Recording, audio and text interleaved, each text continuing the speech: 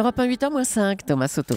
À Paris, jusqu'à présent, il y a la tour Eiffel qui culmine à 324 mètres, la tour Montparnasse 210 et demain peut-être la tour Triangle, gratte-ciel pyramidal qui atteindrait 180 mètres à condition que les élus de Paris donnent leur feu vert tout à l'heure. Bonjour Dany Cohn-Bendit.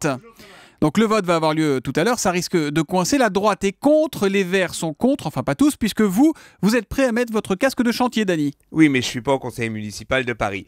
Bon, une chose est simple. Oui, moi je trouve qu'esthétiquement, cette tour, elle a de la gueule. Hein. Quand moi je l'imagine et je la vois par exemple la nuit illuminée, et c'est un référent du Grand Paris. Il faut casser maintenant le Paris enfermé dans la petite ceinture, si vous voulez, et faire vraiment un vrai Grand Paris. Et je trouve que cette tour serait le symbole de cette ouverture de Paris. Et je trouve que, d'une manière urbaine, si vous voulez, ça serait une bonne décision. Bon, elle vous plaît physiquement, cette tour, hein, mais il y a quand même un petit hic. J'ai regardé la fiche technique. Hauteur 180 mètres donc, 43 étages, 83 000 mètres carrés de bureaux et logement 0 mètres carrés. C'est un problème, oui. Je ne veux pas le nier du tout.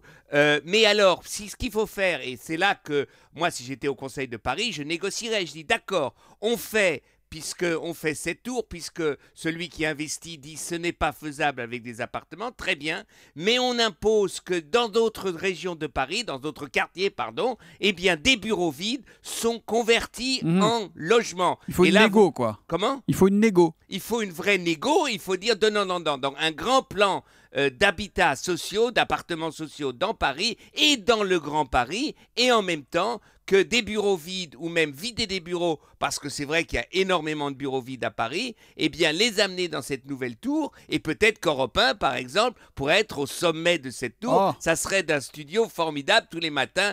Thomas Soto serait de bonne humeur en voyant le Grand Paris. J'aime bien quand vous nous promettez le sommet comme ça. La tour Triangle, Dany, elle risque pas dans 30 ans de devenir un machin dépassé, ingérable, comme tous ces grands ensembles qu'on a construits il y a quelques décennies? Mon cher Thomas, rappelez-vous Oui, mon cher les débats Dany. sur le centre Pompidou. Oui. Hein, c'était horrible, ça sera horrible, ça sera... Et vous voyez que c'est resté un symbole fort culturel à Paris. Ça peut être... Moi, j'en sais rien. C'est vrai que c'est un problème, mais il faut justement, si cette tour Triangle, avec du photovoltaïque par exemple, peut devenir le symbole d'une nouvelle modernité. Et alors, ça aura un sens. Il faut aller essayer de donner encore plus de sens à cette tour, mais de dire toujours non, eh bien, j'en sais rien. Et puis alors, si c'est plus facile, eh bien, faisons un référendum à Paris. Est-ce que les Parisiens dans le Grand Paris veulent de cette tour, oui ou non? Ça serait une bonne idée de faire d'une autre manière de la politique. Et ben voilà, on verra également ce qu'en pense Nathalie Kosciusko-Morizet, qui sera l'invité de Jean-Pierre Elkabbach tout à l'heure à 8h20. Elle est hypocrite là-dessus. Bon, on lui posera la question. L'humeur de Dany, c'est tous les matins à 8h-5 sur Europe 1. À demain matin, Dany. À demain, Thomas.